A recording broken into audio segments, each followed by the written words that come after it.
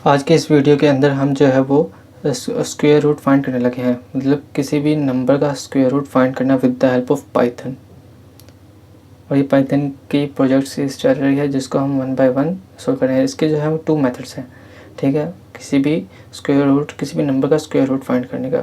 जिसमें जो सबसे पहला मेथड है वो है एक्सपोनेंशिएशन मेथड। एक्सपोनेंशिएशन जो मेथड है, ठीक है, इसका मतलब ये है कि हम जो है वो किसी भी चीज़ को स्क्वायर रूट लेने लगे हैं। जैसे इसको जो है वो 2 टाइम्स स्टार, ठीक है, और पेरेंथेसिस के अंदर 1/2 करके लिखते हैं, जिसका मतलब ये है कि उस वैल्यू का स्क्वायर रूट लिया जाए, ठीक है। 2 टाइम्स स्टार मतलब जो 2 टाइम्स स्टार है वो स्क्वायर को शो करता है, जबकि 2 टाइम्स स्टार और पेरेंथेसिस के अंदर 1/2 जो है वो शो करता है कि हम इसका स्क्वायर रूट लेने लगे हैं। तो हम यही मेथड इस बार यूज़ करने लगे हैं। जो इसमें सिंगल जो है, देखिए सिंगल टाइम जो स्टार होता है वो होता है मल्टीप्लिकेशन का साइन। 2 टाइम जो स्टार होता है वो शो करता है स्क्वायर को सॉरी 2 टाइम जो स्टार है वो शो करता है स्क्वायर को।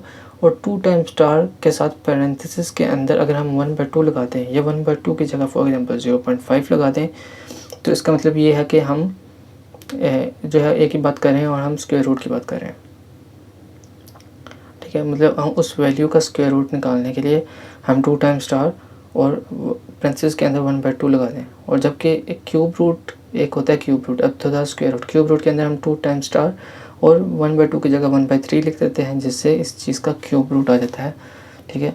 तो इस तरीके से हम क्यूब रूट, स्क्वायर और इस तरीके से मल्टीप्लिकेशन को शो करते हैं। अब जो है वो हम अब चलते हैं और हम जो है अभी हमने स्क्वायर रूट को निकालना है, ठीक है, क्योंकि हम स्क्वायर रूट फाइंड करने वाले हैं। तो हम ये वाला फार्मूला यूज़ करेंगे, जिसमें जो है वो हम एक नम नाम का वेरिएबल बना लेते हैं, ठीक है। और उस नम नाम के वेरिएबल के अंदर हम एक इंटीजर के अंदर इनपुट ले लेंगे।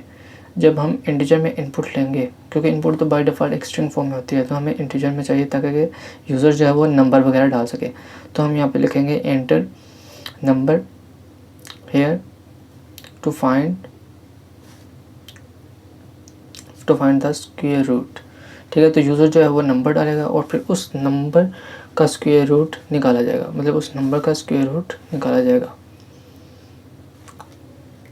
और इसके बाद हम जो है एक स्क्वायर रूट नाम का वेरिएबल बना लेते हैं और स्क्वायर रूट नाम के वेरिएबल के अंदर हम जो है वो फार्मूला अप्लाई करेंगे। जैसे कि हम इस नम को पास करेंगे जो कि एक यूज़र की इनपुट है, और इसको 2 टाइम्स स्टार करेंगे, मतलब इसका स्क्वायर लेंगे, लेकिन स्क्वायर की जगह स्क्वायर रूट लेंगे। तो 2 टाइम्स स्टार और पेरेंथेसिस के अंदर 1/2 लिखेंगे। हम जो है वो 1/2 की जगह 0.5 पे डायरेक्ट लिख सकते हैं, सेम ही मतलब है दोनों, क्योंकि 1/2 भी पेरेंथेसिस के अंदर 0.5 रिटर्न करेगा, तो हम 0.5 का भी यूज़ कर सकते हैं।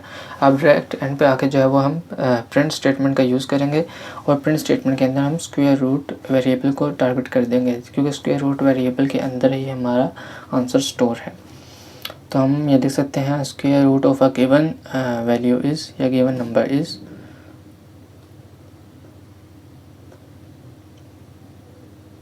और यहाँ पे हम स्क्वायर रूट को पास कर देंगे। और हमने जो है वो ये क्वाड्स के बाहर पास किया है कोमा लगा के, ताकि ये एक वेरिएबल कंसीडर किया जाए। अब जब हम अपने कोड को रन करते हैं तो हम जो है वो यूज़र के इनपुट को यहाँ पे कोई भी पास करेंगे। फॉर एग्जांपल अगर हम 49 पास करते हैं तो उसका स्क्वायर रूट आता है 7। अगर हम फॉर एग्जांपल 64 पास करेंगे तो उसका स्क्वायर रूट आएगा 8। तो हम ये इसको ट्राई करके देख लेते हैं। सबसे पहले हम 49 पास करते हैं और 49 पास करने पर आप देखें इसका स्क्वायर रूट है 7। और 7.0 क्यों है? क्योंकि ये फ्लोट वैल्यू रिटर्न कर रहा है, क्योंकि इसमें जो पॉइंटिंग वैल्यू ये हमेशा पॉइंटिंग वैल्यू में रिटर्न करेगा, क्योंकि 1/2 भी ऊपर से जो है वो पॉइंटिंग में है। और आप देख सकते हैं 64 का जो है वो है 8।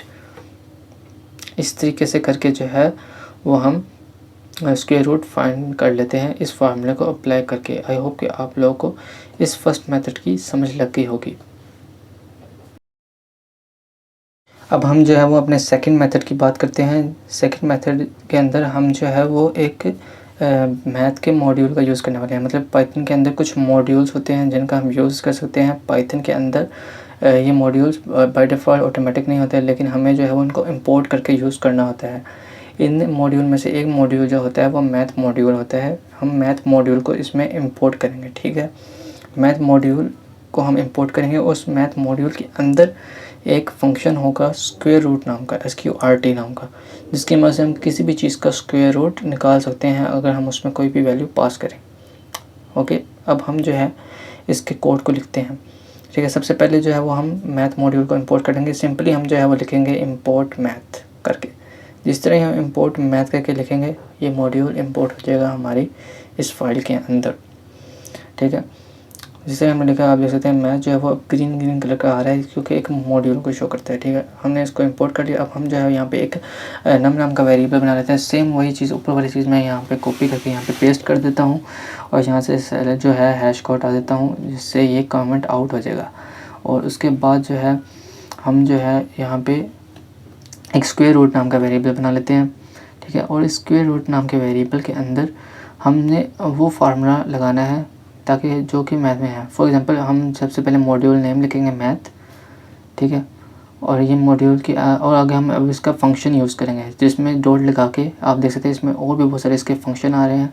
ठीक है, ये सारे हम मैथ के अंदर यूज़ कर सकते हैं, लेकिन अभी जो हमने चाहिए वो है SQRT मतलब स्क्वायर रूट लेना है। अब नाम से वैसे लग रहा है। अब हमने जब पैरेंथेसिस लगाई तो इस पैरेंथेसिस के अंदर हमने वो वैल्यू पास करनी है जिसका हम स्क्वायर रूट लेना चाहते हैं। अभी तो हम जो है वो यूज़र की इनपुट का स्क्वायर रूट लेना चाहते हैं, मतलब इस नम का।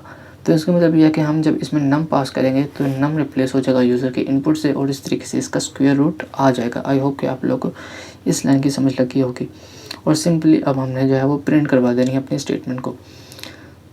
ठीक है, जिस तरह हम अपने स्टेटमेंट को कॉपी पेस्ट करके मैं यहाँ पे प्रिंट करवा देता हूँ और यहाँ पे हैश कोड आके तो आप देख सकते हैं square root of a given number. तो जब मैं अपने कोड को अब रन करूँगा तो ये इजीली जो है वो मुझे रिटर्न करेगा।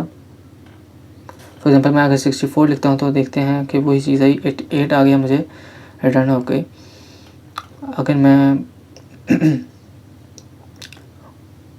अगर मैं इसमें 49 पास करूं, फॉर एग्जांपल 24 पास किया तो 24 का अब जो है वो है 4.89, मतलब इसका जो स्क्वायर रूट है वो ये आया है और ये पॉइंटिंग वैल्यू में ही आता है।